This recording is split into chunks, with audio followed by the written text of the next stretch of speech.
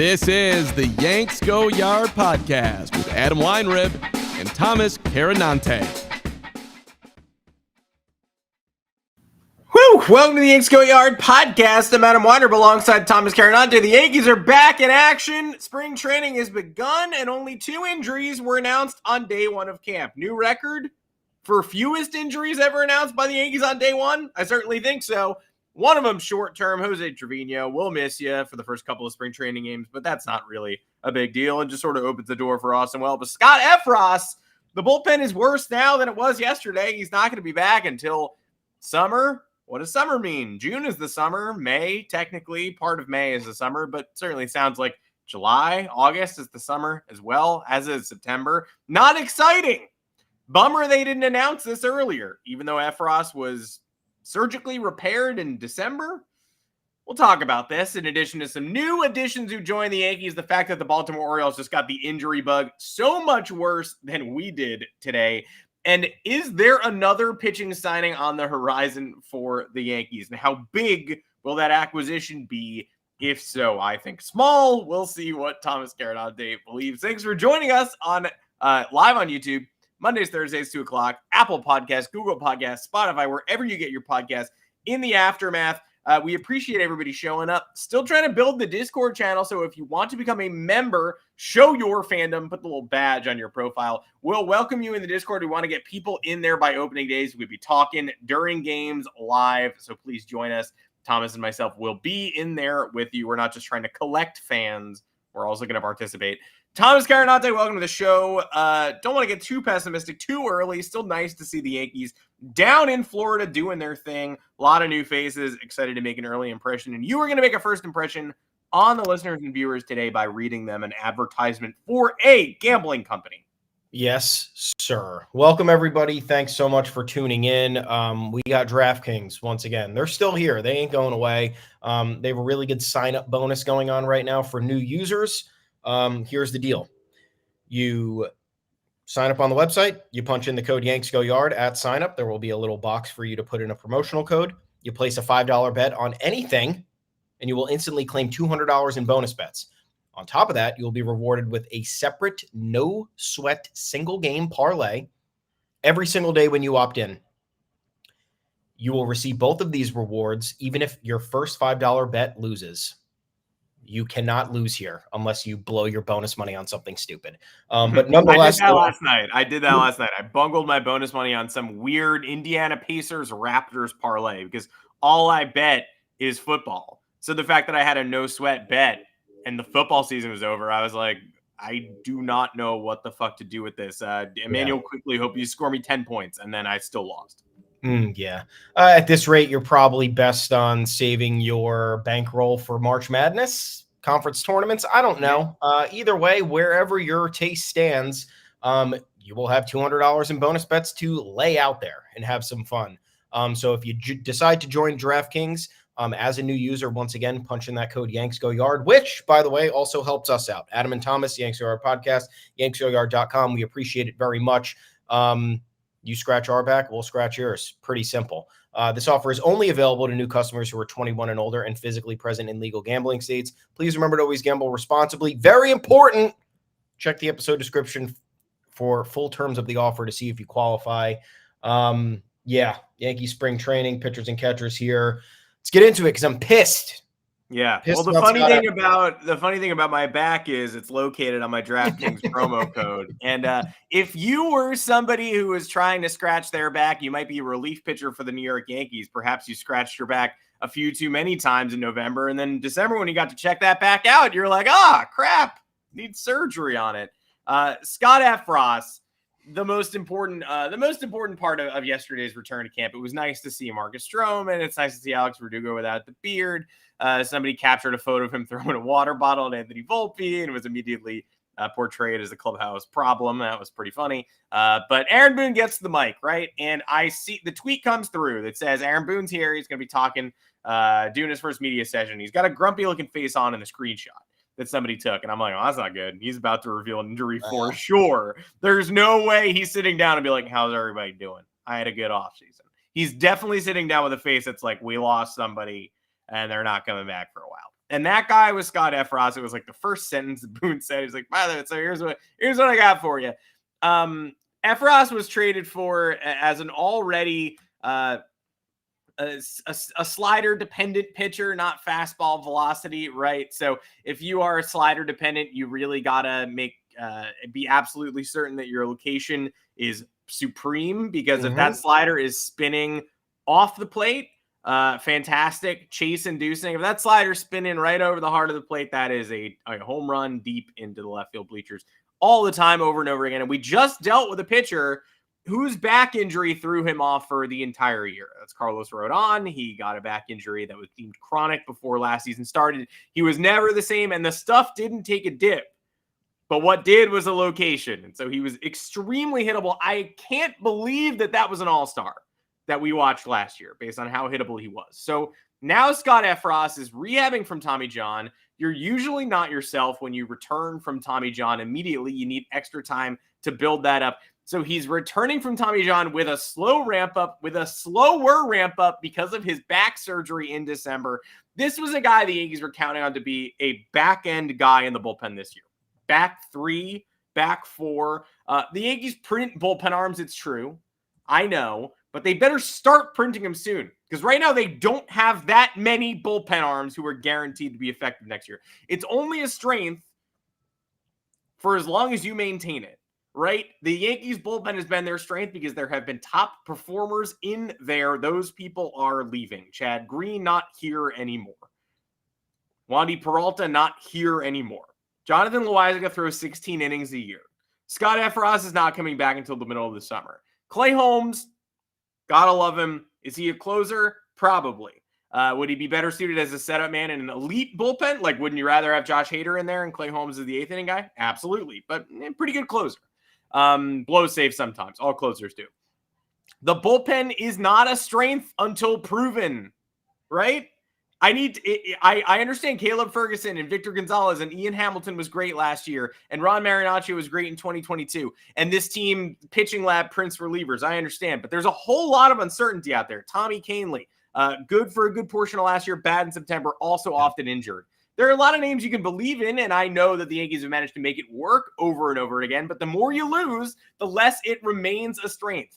And oh, by the way, if you want to dump on Brian Cashman for the Effross trade, and I know that you do, the major selling point of trading for Scott Effross when the Yankees traded for Scott Effross, all those years of control. Well, now that's a negative, because the Yankees are stuck through 2027 with a 30-year-old reliever who has thrown 71 1/3 innings total in his major league career. Remember when it was a benefit to get all those years of control? Now 2023 erased. 2024, a good portion of it has been erased as well. And when he comes back, he'll need to find himself again, and the Yankees control him for an extended period of soul searching. So I no longer want those years of control. Give me Hayden Wesneski. Thank you very much. Yeah. We knew we weren't crazy when the rumblings were happening, when Boone was talking early in the offseason, and he's like, yeah, I'm not sure if Effross is on track. And it's like, what? And you couldn't find that anywhere. You couldn't find any details on that. Nothing. And I think he said that in December.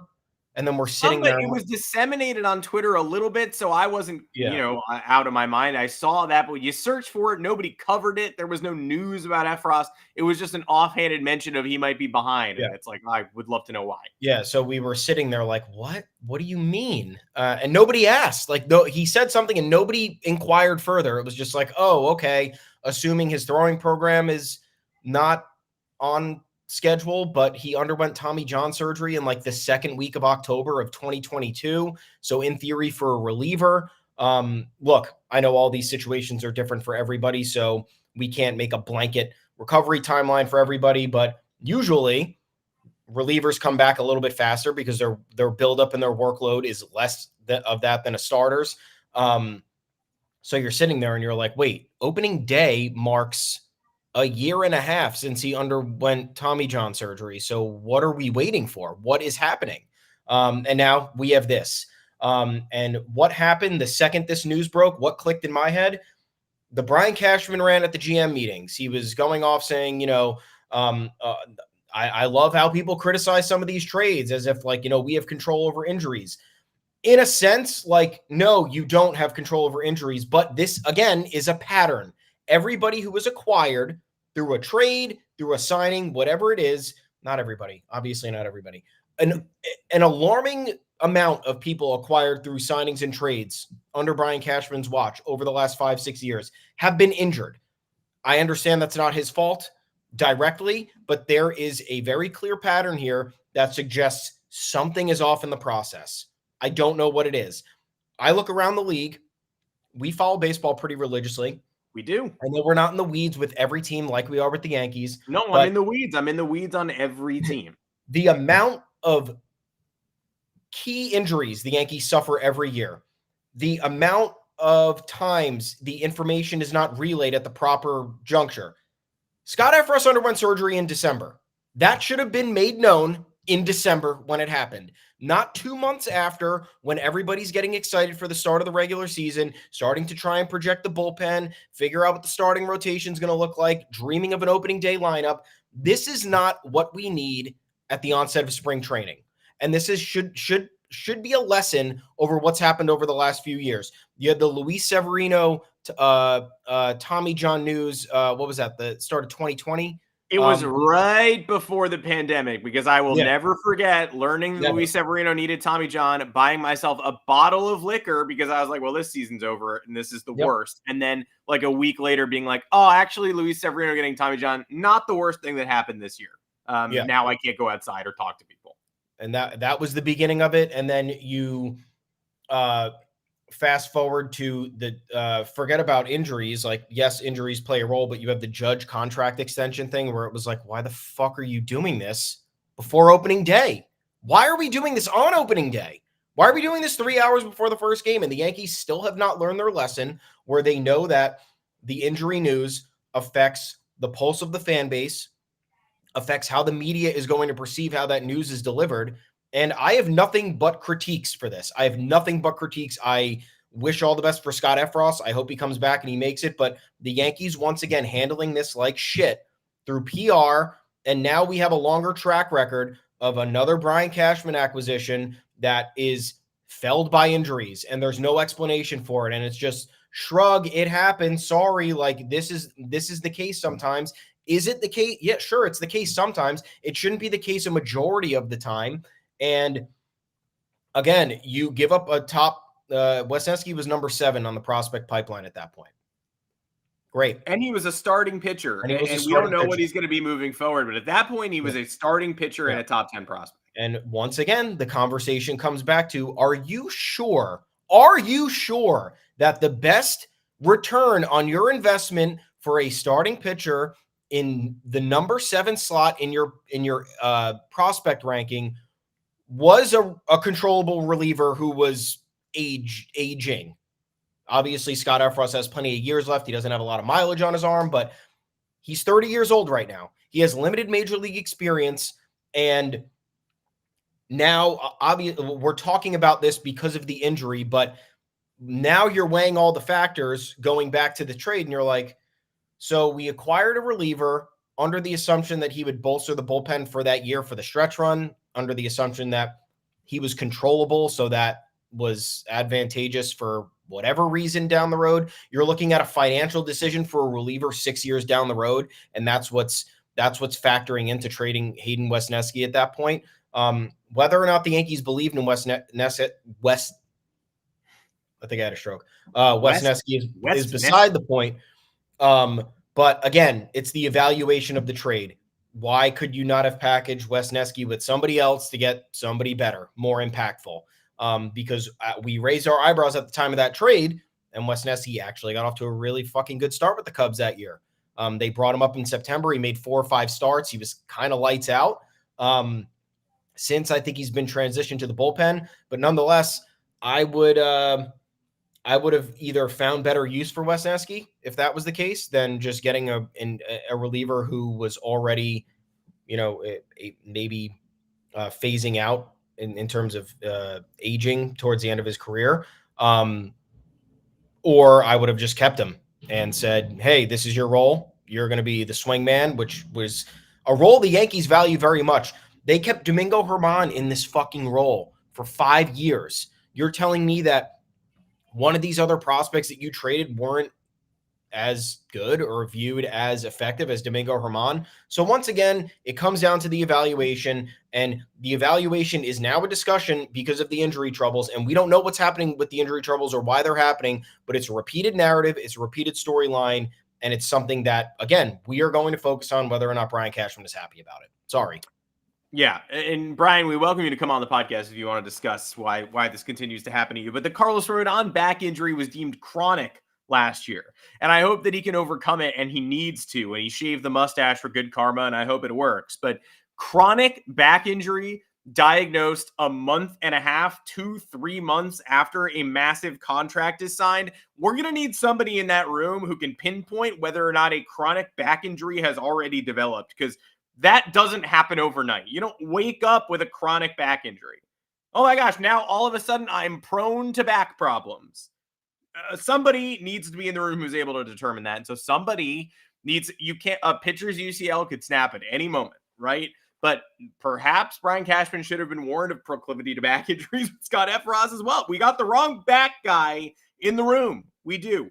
And obviously, you can watch a UCL weekend and you can determine if you're willing to take that chance or not, knowing that a pitcher may eventually break, but you want to get as many innings out of them as you can. And I'm sure that Brian Cashman and the Yankees expected to get more than a month and a half out of Effross, but that is what they got. He was on the shelf during the stretch run in 2022, was expected to make the playoff roster. And that's how we found out about his injury that time. It was, he's not on the playoff roster, and also he has a torn UCL and he's out for next year. Like, that's a tough blow. That's a tough blow. Not just, Aroldis Chapman went home, took a plane to Miami, and Scott Effross, you may have noticed, is not on the roster either. Here's why: major surgery. Like, that's crazy. And I would be generous. I even thought about being generous to the Yankees today. I woke up and I was like, the birds are chirping, grapefruits, or we're playing grapefruit baseball down there.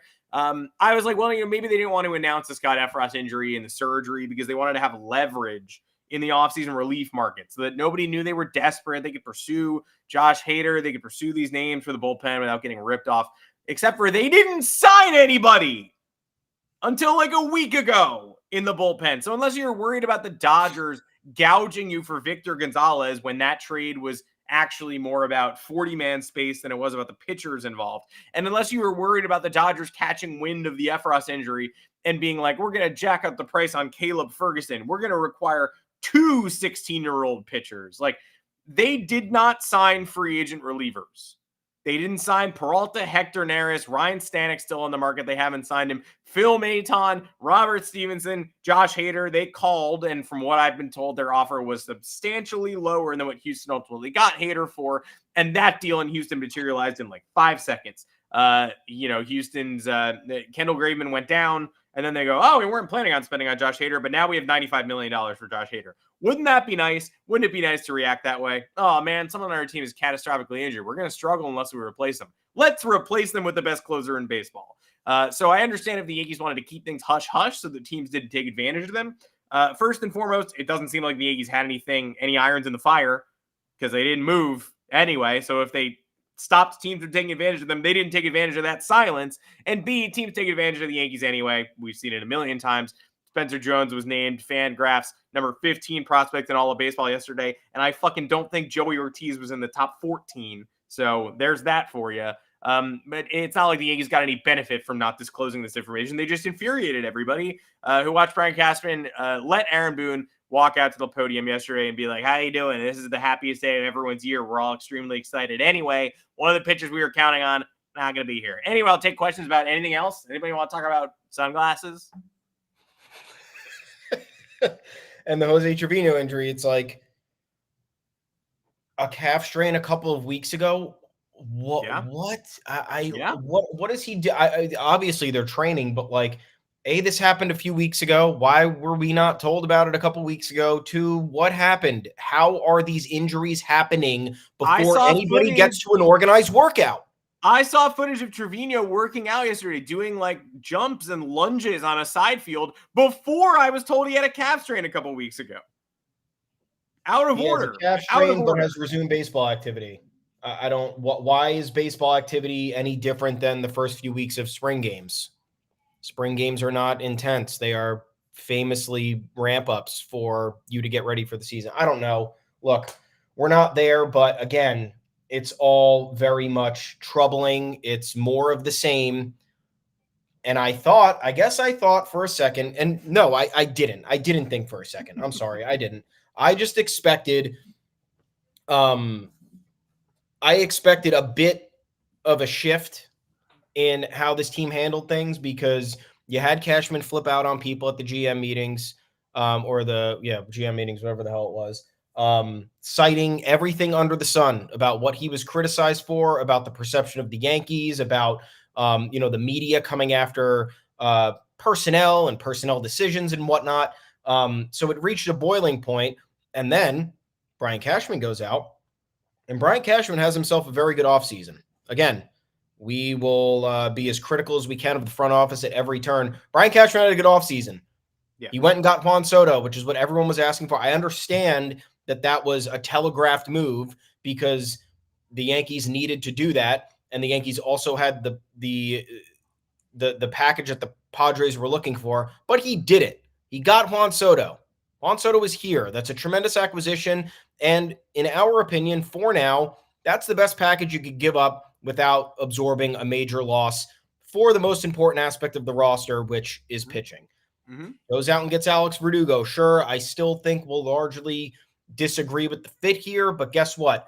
If Alex Verdugo is the 7-8 hitter and a left-hander in this lineup, that's a win for the production that we saw elsewhere. And I would even venture to say that after I had criticized that acquisition because I thought the Red Sox were just dumping a problem off to us, I think there is a motivation factor there for Verdugo to be better, to get back at the Red Sox, because after everything we've seen the Red Sox do this offseason, they are far more incompetent than the Yankees, I think, have ever sniffed being, at least in the last 30 years. So there's that. You had the offer to Blake Snell. Whether it's true or not, the information was leaked strategically by the front office. If that's the case, we don't know. And then went around and signed Marcus Stroman to an extremely good contract for, I think that's undervaluing Marcus Stroman. I think Marcus Stroman's a $20 million a year pitcher, based on the quality of his outings when he's on the mound.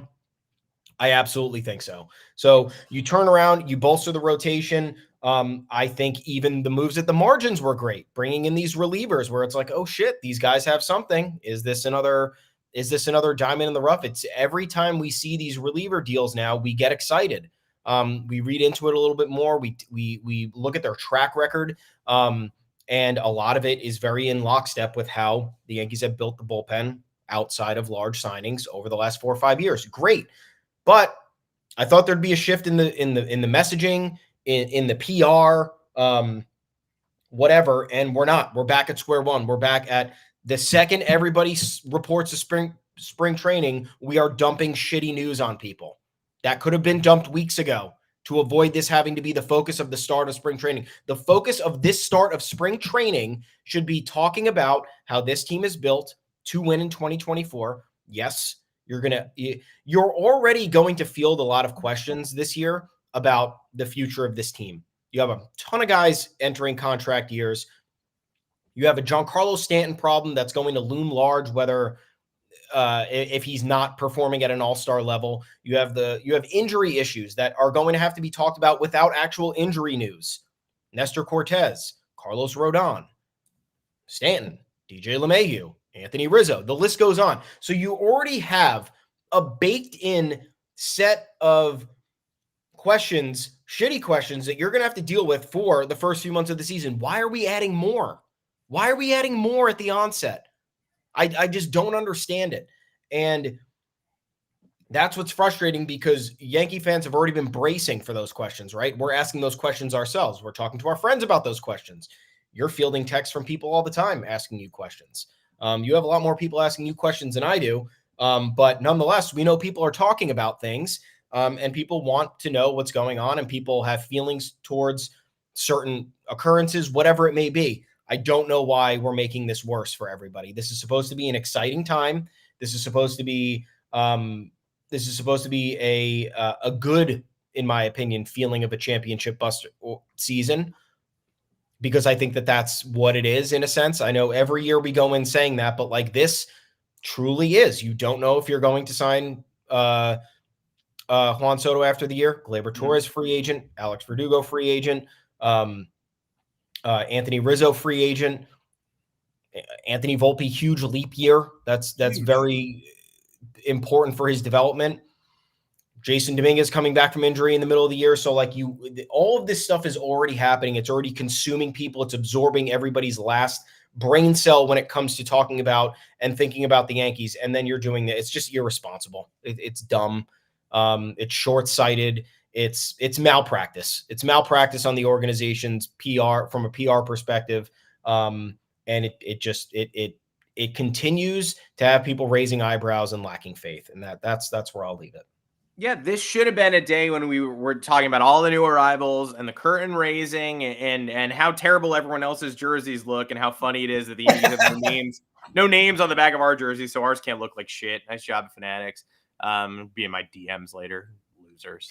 Print something right one time. But now, yeah, instead we're talking about this. And Juan Soto was talking to the Yankees prospects at the Dominican Academy the other day, like giving a speech. He is entrenching himself in this organization so much already, considering that this is not a place where he's signed long term.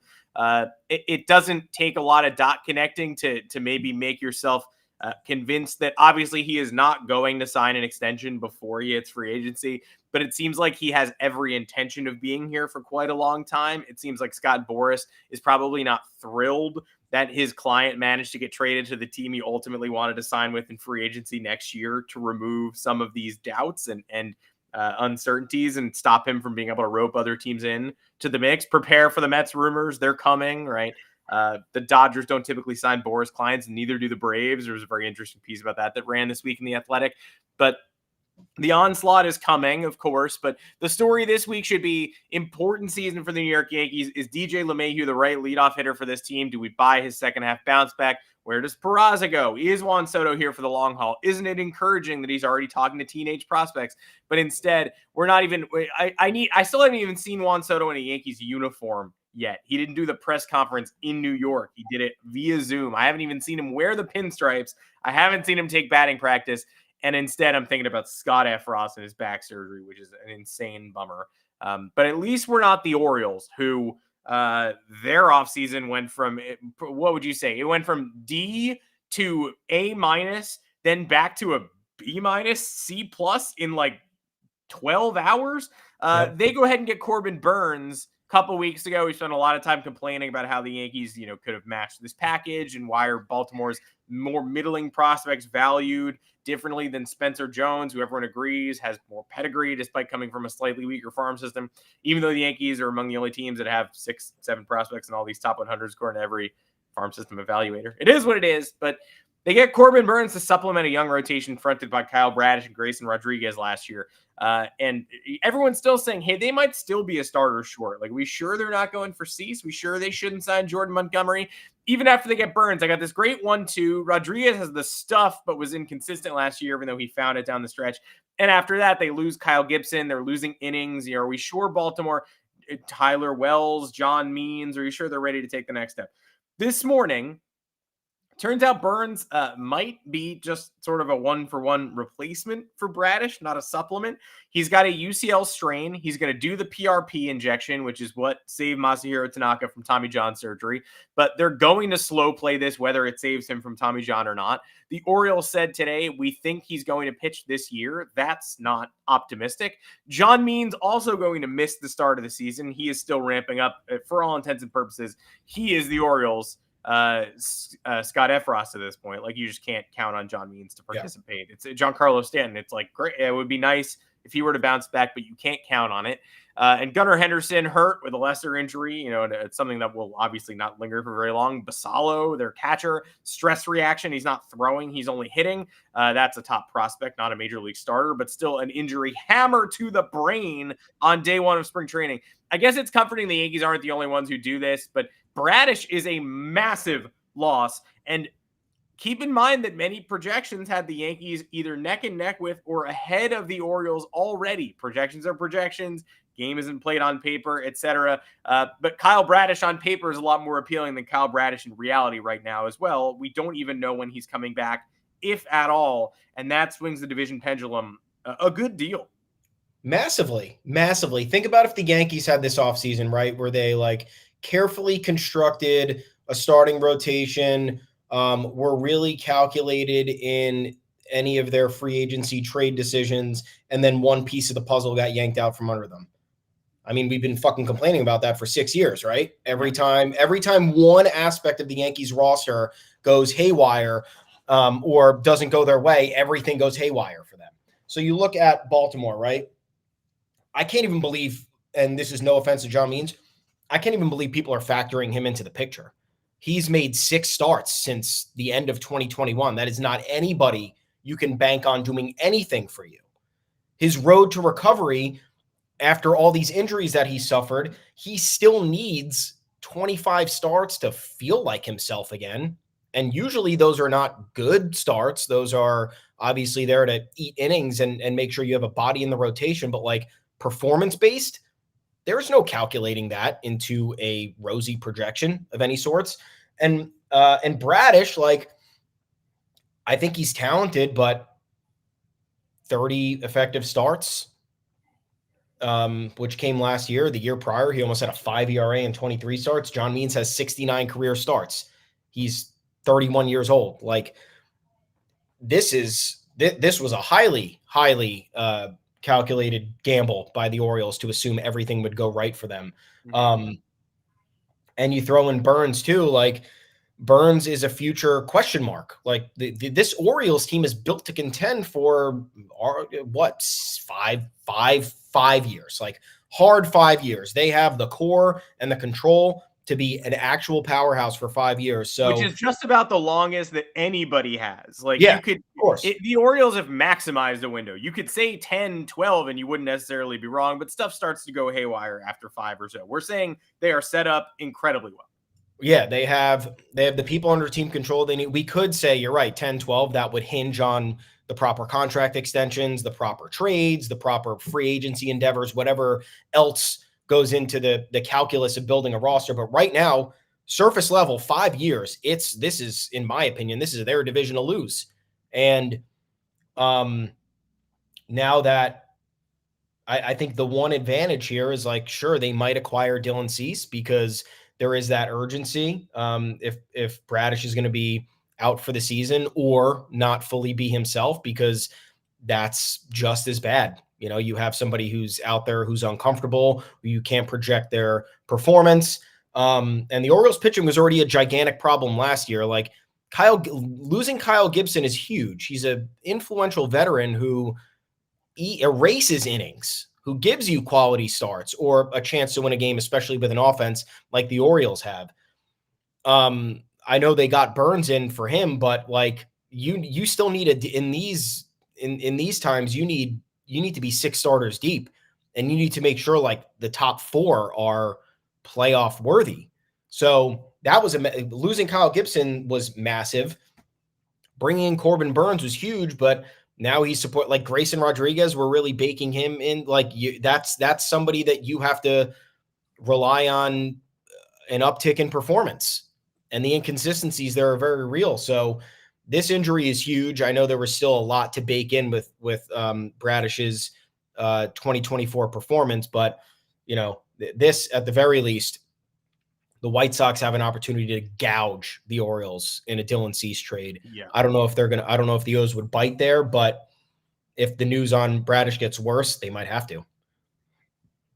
Yeah, it's 100% true. Dean Kramer is there. Rodriguez was excellent in the second half of last season, but still the fewer Ks than innings pitched, somewhat tenuous, you know, the best of luck, dreadful in the first half too. You know, you can't get better in the second half without being awful in the first half. And Rodriguez, while adjusting to Major League Baseball, 7.35 ERA and 10 starts. So I'm a big believer, you know, I'm not the only one, a lot of prospect experts, also big believers in Grayson Rodriguez, but Sure. the Orioles are slightly less ready to compete today than they were last week. And the Corbin Burns acquisition is what we always complain about with the Yankees. Like when they traded Jordan Montgomery, all of a sudden it's, you got a big name, you replaced the starter you ditched, but you didn't add anybody. They gave up Montgomery, added Frankie Montas, and did not add a second starter. The issue with the Yankees with Jordan Montgomery wasn't they have the wrong 5 starters. It was that we're not sure if they have a playoff rotation. So we're swapping one guy out, swapping another guy in. We need to add another guy. They weren't deep enough at that point in time. A couple of years ago, they even used to trade for like Lance Lynn and Jaime Garcia together. They used to just add innings. You used to be like, is this it? Is this the guy? I don't know. He's probably not starting a playoff game, but he'll make 7 starts for us down the stretch, and he'll be competent. Now it's too often they're like, all right, there's a problem. We'll switch it out. We'll add another one. We won't get any better. We'll just keep the status quo. And it kind of feels like that's what the Orioles did here. The New York Yankees did make some moves yesterday. Technically, they welcomed some new players to New York. Lou Trevino showed up unannounced. Cool. That was weird. I think it was actually unannounced. He's like, I'm fucking here. Pay me. He actually said, like, if I show up, they can't tell me to leave or whatever, which great. I'm glad he's there. I don't know when that deal was settled, but that's one of those classic, hey, sign you for 2024 with an option for 2025. If he rehabs in time, and most believe that he will be back down the stretch, that's a pretty nice arm to have. It was a weird non-tender. It was a non-tender to save money, objectively. They did not want to be paying somebody rehabbing for Tommy John surgery $4 million plus this season, and now they don't have to, and now it's split, and there's an option here, etc. 27-year-old reliever Clayton Andrews, too. They get him in a trade. They trade just a 19-year-old from the Dominican Summer League to get him. Horrific, small sample size performance in the big leagues for Clayton Andrews. He had a 27 ERA last year in 3 innings. 3 1/3 innings. Sorry, actually. And I had some great tweets whenever something like this happens. We called him intriguing in an article. You know why we called him intriguing in an article? Because at the minor league level last year, 39 hits and 57 innings at AAA, striking out 74 guys with 31 walks. Ground ball percentage is where you want it to be. Walk percentage is obviously awful. Got to get his ducks in a row. Got to stop giving out free passes. But otherwise, a lot of swing and miss at the AAA level. That's intriguing. And of course, you had comments going, a 27 ERA is intriguing. Did you even check for 1 second to see how often he pitched in the major? 27 ERA in 35 appearances. You would have to commit me to a hospital for even making the assertion that that's interesting. But 27 ERA in 4 games, 3 1/3 innings. I think we can all look the other way on that one. Who knows? Perhaps the most interesting thing about him is that he is 5'6" and 160 pounds, making him the smallest little man Yankee since somebody named Walt in the 50s is also that size. But they don't make them like that very often. But the Yankees might have 2 5'6" guys on the roster in a couple years if they keep this fella, and if Caleb Durbin shows out at spring training like I think that he will. One of my favorite non-roster invitees. They also claim Jordan Groshans, but I feel like the most important thing here is probably bringing Lou Trevino back, wouldn't you say? I think it's cool. Again, he's not sure when he's going to be back, so I guess that's again another injury issue. The reason he was non-tendered was because there was a lot of uncertainty on that front, but I like the way that he was tinkered with when he came over from Oakland. I thought that was a huge addition to the Frankie Montas trade. And he proved to be like a junior version of that fireman out of the bullpen that we love. The guy who can go 2 innings if you need him to. The guy who can come in the 6th and get out of a jam. The guy who can close a game if you really needed him to. If he wants to be here, that's friggin' awesome. You know, I love guys who have that attitude. Obviously, there's been some sort of back and forth with the team and him expressing his importance down the road, expressing his desire to want to remain with the Yankees. Because how many times have we seen these non-tender? They just go away. You never see them again. You never hear of them again. They don't like it. Goodbye, see ya.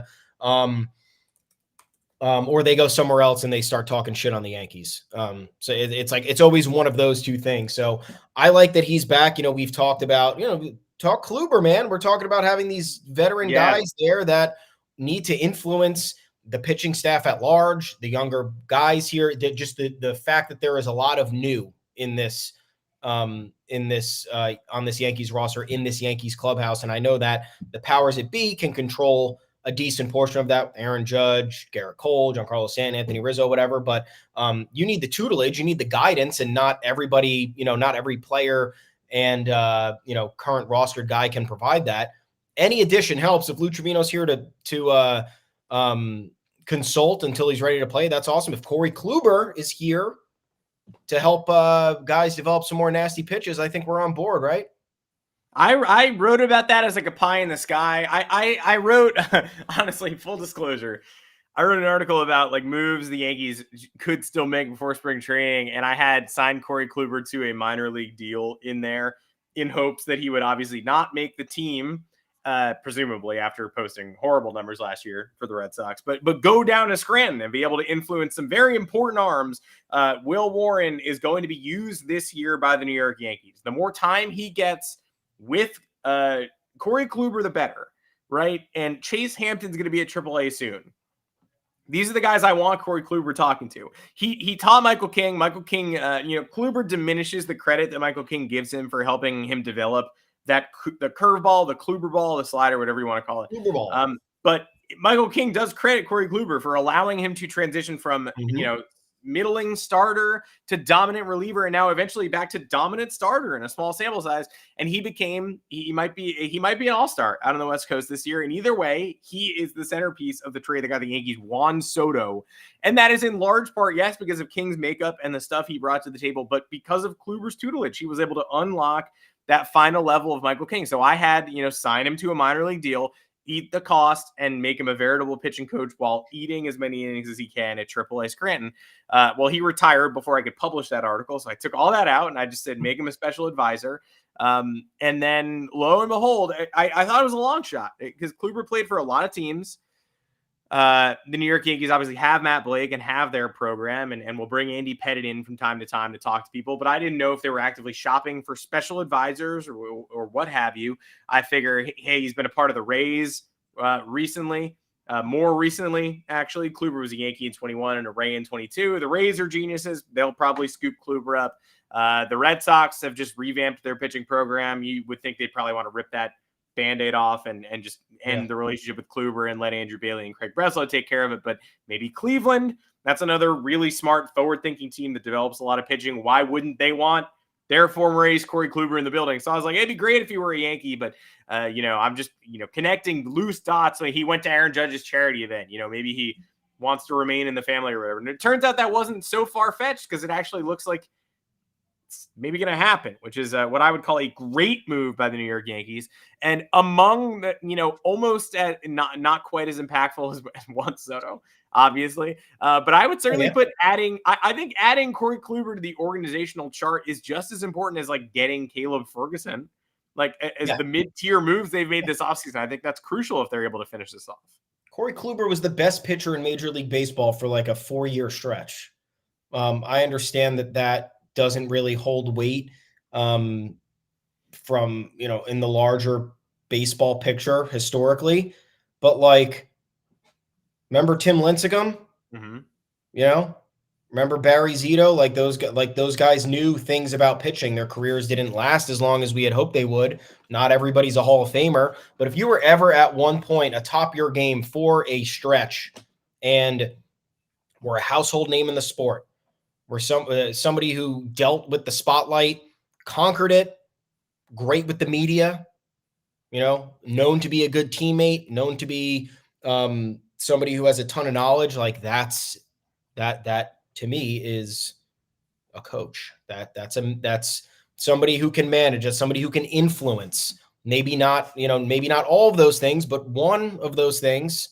So, and if Corey Kluber played a role during his 1 year in New York, imparting wisdom on various young pitchers who looked up to him, or he just felt the need because he saw something that so Michael King, for example, he saw something in Michael King that he thought could be maximized and better utilized. All the more reason, bring this guy in and think about this. He was able to do that while he was pitching, while he was battling injuries. Now, all he has to worry about is just doing that. Just look at the guys who you have. and analyze the information, analyze the talent. You don't have to worry about anything else. You don't have to worry about performing in front of a New York fan base. You don't have to worry about rehabbing from injury and the mental toll that takes. You are free. I think this is a potentially this is on par with any like mid-size roster move. Caleb Ferguson, I think, is a great comparison. Yeah. I'd say it'd be on par but Alex Verdugo. You're upgrading marginally at a spot that's definitely going to help you. You can get another brain in the room. And look, here's another thing, guys. We have no idea how much longer Matt Blake is going to be here for. No idea. You don't know if he's going to, we don't know what the coaching carousel has been. There's been a lot of managerial vacancies over the last few years. Don't ask me why Matt Blake wasn't considered. Maybe there was something in his contract that prevented him from doing that. Maybe he has an agreement with the Yankees where this is the role he wants to be in. We literally have no idea. But the time will come. People will come knocking on doors. People will come asking questions. People will be making phone calls. Matt Blake will be a managerial candidate in some way, shape, or form, whether he wants to or not, as the years progress. Corey Kluber could be the standing pitching coach ready to take over in a year, 2, 3, whatever it is. So the better this team can prepare itself for the future, the better this team can get these minds in the door and not have to have, these gaps in philosophy where it's like, oh shit, we lost our pitching coach. Now what? Who do we go after now? We lost our bench coach now. Who's going to be our bench coach? Like, look at that. They didn't have a solution in-house for that. Carlos Mendoza leaves, and they're like, we guess Brad Ausmus because he needs a job? He's a guy, currently not employed, I guess. Yes. He played baseball before. He was a manager, and now he's looking for a job, but not exactly this job. Maybe this will entice him. I don't know. You don't want that. You want what the Rays and the Guardians have. I mean, not exactly what they have, but they have a pipeline in place every time because they know that they cannot make do with their free agency spending. So what do? They have an infrastructure. They have people who are ready to fill in coaching gaps, fringe roster gaps where they don't miss a beat. And that's part of the equation here. Yes, the Yankees can make the big splash. They can fix a problem like that. But when you run into an offseason where you have to fix all the big problems and you have these other smaller ones that are taking up a lot of the time, you'd probably want one of those off your docket so you're not fully overwhelmed. So I think Corey Kluber's acquisition on the coaching staff would help this team immensely for now and for 4 or 5 years down the road. Yeah, 100%. And was that what Andy Martino is referring to when he said that the Yankees want more pitching? Probably not. Hopefully not. And again, we don't know if Andy Martino is just baselessly sort of speculating, because the Yankees do keep taking flyers on people. They get this Brewers lefty out of nowhere. Lou Trevino shows up to camp. Like, he quote tweeted yesterday, the tweet that sent everybody into a fervor. He quote tweeted his own report that is, Lou Trevino does have an agreement with the Yankees pending physical. And then he quote tweeted it, said he passed the physical. It's official. Wait, where'd it go? Oh, there's another quote tweet. Oh, and then he quote tweeted and said, I get the sense that Yankees are still looking for pitching, period.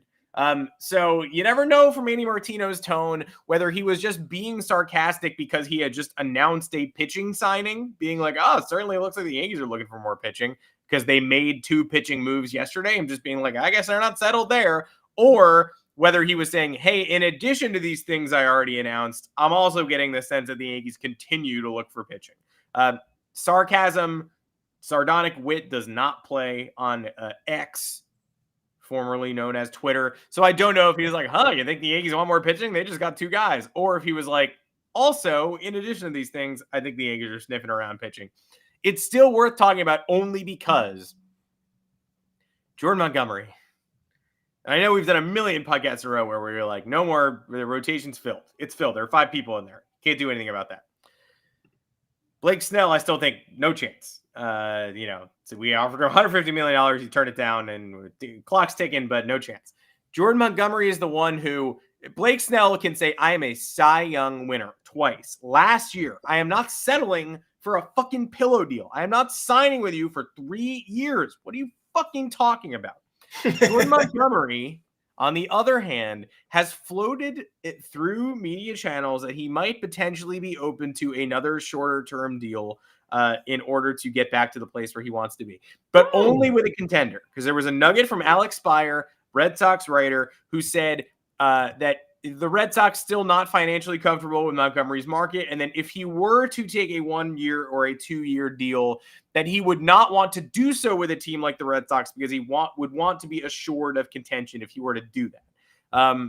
So that means that he is potentially at least floating that he would floating. You aren't interested in the Red Sox on a 1 or 2 year deal is floating that you might be interested in a 1 or 2 year deal elsewhere for sure.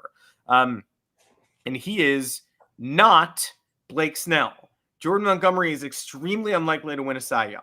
Jordan Montgomery's market might be the most miscalculated by Scott Boras. Snell wants the moon, right? 200, 210, 220. He is a 2-time Cy Young winner. Nobody is responding to that request, but I get why it was made. If Montgomery is seeking more money than Carlos Rodon, I don't see, no all-stars under his belt. He's a great number 3 starter who could win you playoff games on the road, but he is not a Cy Young. He is not an ace, and his market might have been the most miscalculated by Scott Boras of all. I still don't think the Yankees have a chance here. I think there's animosity between the two parties. That has also been floated this offseason that Montgomery might not be keen on the Yankees, even if the Yankees were keen on him. But as he looks for a contender and as he maybe contemplates a shorter-term deal, the Yankees cannot rule this out. Also, drive-liney Shane Bieber. You got to think about pulling off a trade there. You got to hope that maybe the price tag decreased on Shane Bieber.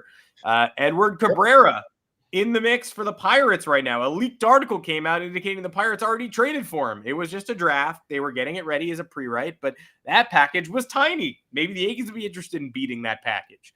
I don't know. It's making me, yeah, I know what I'm saying. It's making me think about these future fits. There is right now an empty locker in the Yankees locker room right by the rotation. Rodon is not on the wall. There are 5 lockers and then a 6th. The 5 are occupied by the 5 starters in the rotation, and there's a 6th just hanging out there. Who's that for? Is it Andy Martino's target? Was Martino being sarcastic? Has Jordan Montgomery really considered the bridge burned between the Yankees and his camp? I don't know. Props to the Red Sox. The Red Sox strategy seemingly all offseason long was waiting for these free agent markets to crater so they could maybe get in on a short-term deal. Turns out nobody wants to fucking play for them on a short-term deal because they are not a destination to win.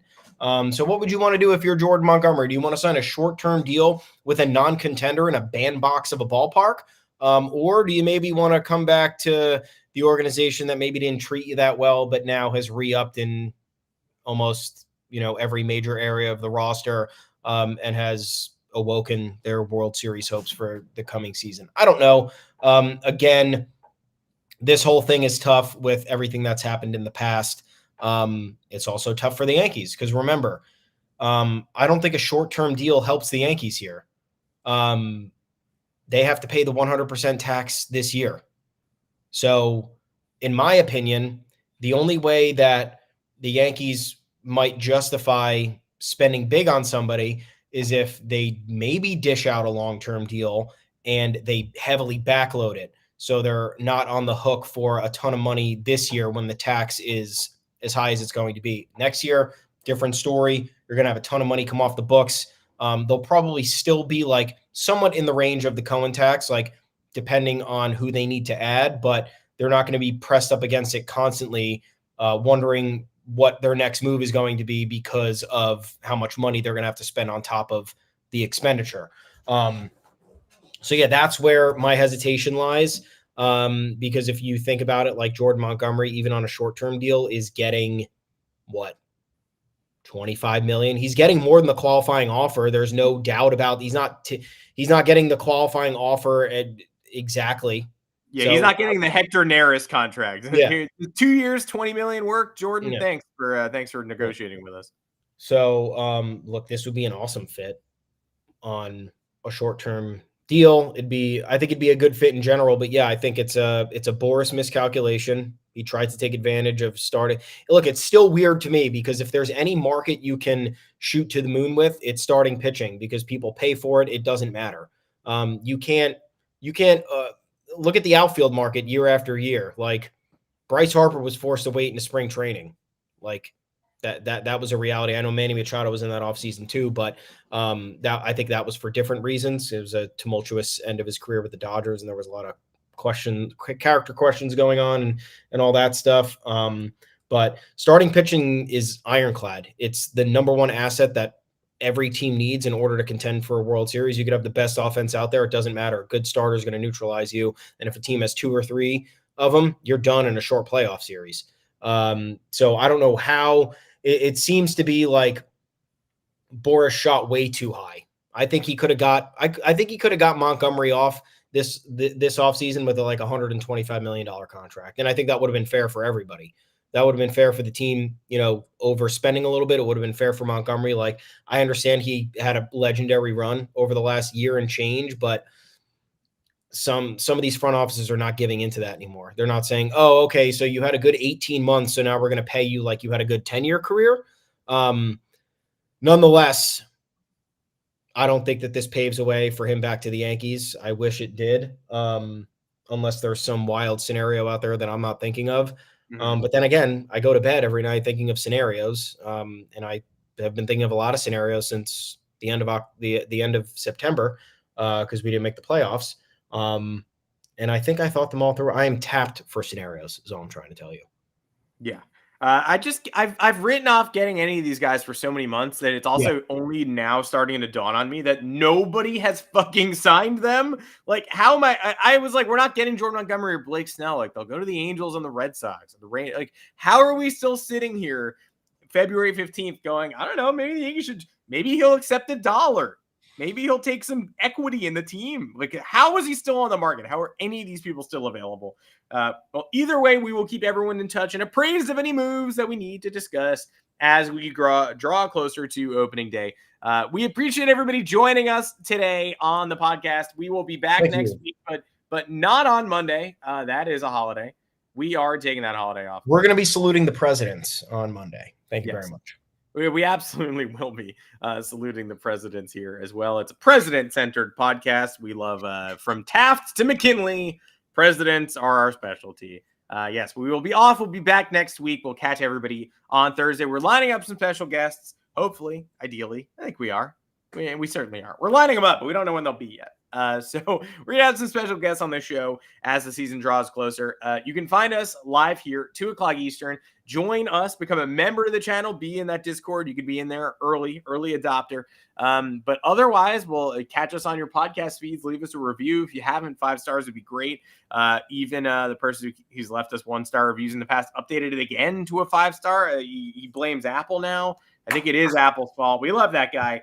He brings us valid criticism, and we will respond to it. But we like that the review is 5 stars. That is nice. I can't say that I don't like that. I'm Adam Weinrib. You can find me on Twitter. Oh my God, actually, you can't. You can only find me on X. That's what the platform is called now. At Adam Weinrib, Thomas Carannante. Where can the people looking for you find you? And follow-up question: do you want them to find you? I want them to find me. It is Twitter until Elon Musk changes the URL. It is still not X. If you type in X, it goes right to Twitter. So figure it out. I am on Twitter at Tommy's_takes. Some of you friggin' weirdos have found me on Instagram. I'm not going to give you that because that's not a place where I'm going to do any discourse. That's for posting pictures. That's not for yelling at people. Twitter is for yelling at people. You can hit me up there. You can find the both of us at the official Yanks Go Yard Twitter account at Yanks Go Yard FS.